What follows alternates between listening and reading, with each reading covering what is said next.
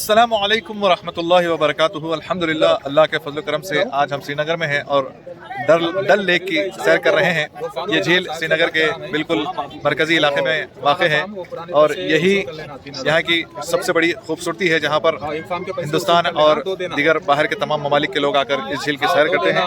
इंतहाई खूबसूरत नज़ारा है, जैसे कि आप देख सकते हैं कि मेरे पीछे आपको हर किस्म के फ्रूट्स भी दस्तयाब हैं, चाय खावा वगैरह भी यहाँ पर सर्व किया जा रहा है। इंतहाई खुशगवार माहौल है माशाल्लाह। माशाल्लाह भाई आ गए हैं हमारे।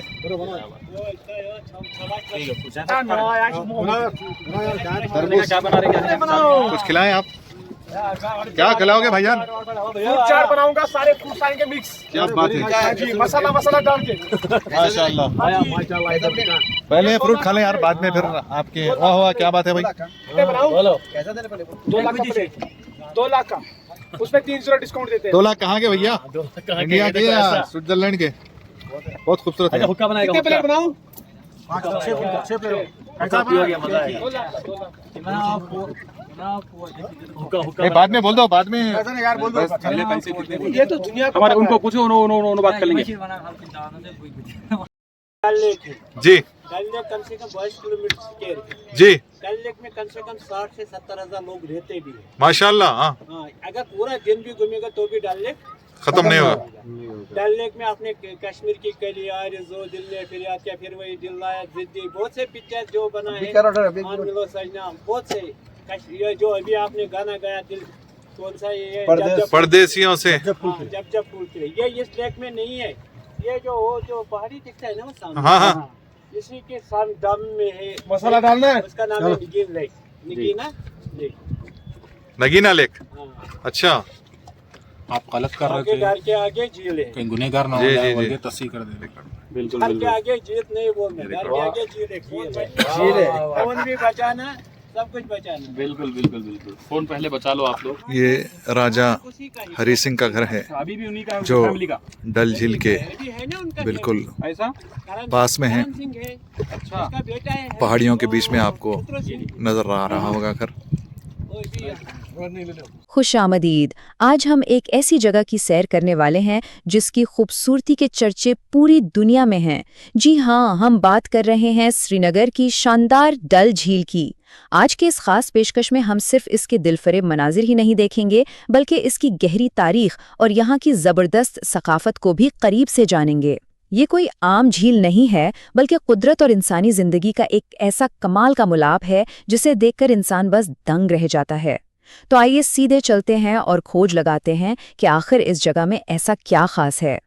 डल झील को अक्सर कश्मीर के ताज का नगीना कहा जाता है, और सच कहूं तो ये महज कोई रिवायती सी तारीफ नहीं है। ये अल्फाज बिल्कुल परफेक्ट हैं। जब इसकी कुदरती खूबसूरती और शानो शौकत को देखा जाए तो ये वाकई किसी अनमोल हीरे जैसी लगती है। इसका जिक्र आते ही जहन में फौरन एक ऐसी पुरसुकून तस्वीर उभरती है जो असल में कश्मीर की रूह है। तो आइए सबसे पहले इसकी दिलचस्प तारीख और शुरुआत पर एक नज़र डालते हैं। इस झील की कहानी बड़ी हैरत अंगेज है। ये इंसान की बनाई हुई नहीं है। कदीम ज़मानों में कश्मीर की पूरी वादी दरअसल एक बहुत बड़ी झील थी। फिर कुदरती तौर पर जोग्राफियाई तब्दीलियां आईं, वो बड़ी झील सुकड़ती गई और यूं हमारी डल झील वजूद में आई। फिर वक्त गुजरता गया और मुगल दौर आया।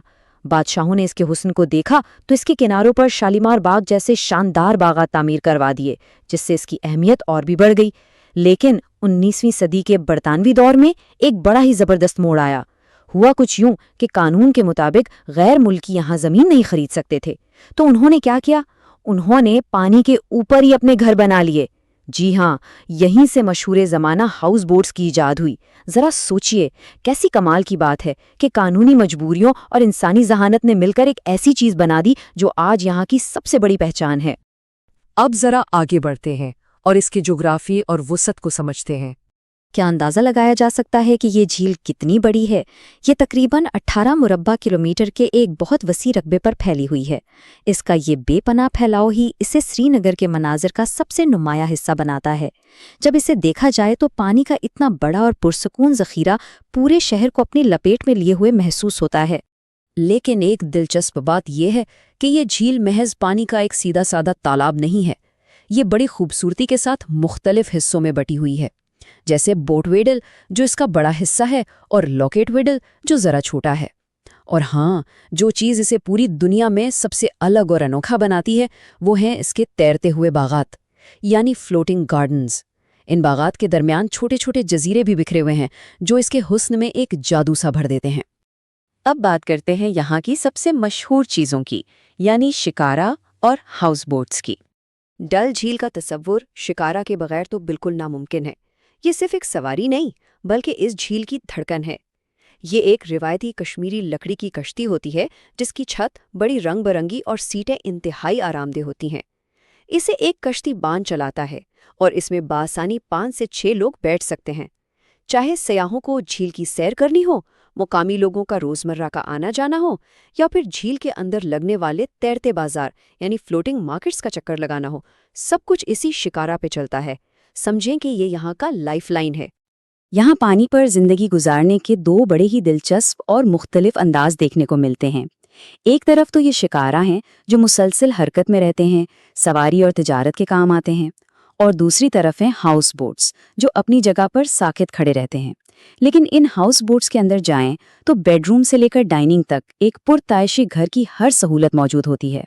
یہ ہاؤس بوٹس پانی کے اوپر کشمیری مہمان نوازی کا ایک کمال کا اور مستقل نمونہ ہے۔ انسان نے اپنی ضرورت اور ہنر کو قدرتی ماحول کے ساتھ کس شاندار طریقے سے جوڑا ہے، یہ اس کی ایک بہترین مثال ہے۔ آئیے اب دیکھتے ہیں کہ یہ جھیل معاشی اور ثقافتی اعتبار سے کتنی اہم ہے۔ یہ جاننا بہت ضروری ہے کہ یہ پورا ماحولیاتی نظام ایک ہی وقت میں علاقے کی معیشت اور یہاں کے فن اور ثقافت دونوں کو کیسے سنبھالے ہوئے ہے۔ معاشی طور پر دیکھیں تو ہر سال لاکھوں سیاح یہاں آتے ہیں، پھر ماہی گیری، آبی پودوں کی کاشت اور کشتیوں کے کاروبار سے جڑے بے شمار لوگوں کا روزگار اسی سے چلتا ہے۔ دوسری طرف اگر ثقافت کی بات کریں تو کشمیر کا کوئی بھی پہلو اس جھیل کے ذکر کے بغیر ادھورا ہے۔ مقامی شاعری ہو یا فلمیں، ڈل جھیل کشمیری شناخت کا ایک گہرا اور لازمی حصہ ہے۔ یہ واقعی ایک مکمل پیکج ہے۔ چلیں اب موسموں کا ذکر کرتے ہیں کہ یہ جھیل سال بھر میں کیسے اپنے رنگ بدلتی ہے۔ یہاں کا ماحول ہر بدلتے موسم کے ساتھ بالکل نیا روپ دھار لیتا ہے۔